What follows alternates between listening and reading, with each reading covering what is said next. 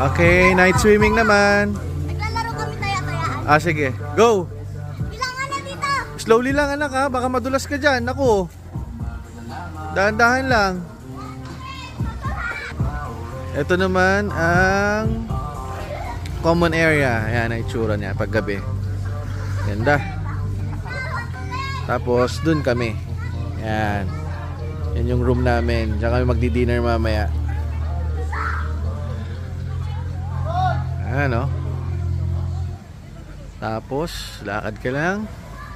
Dagat na. Ayan. Sarap pagmasdan ng paligid at pakinggan ng dagat, ang agos ng dagat.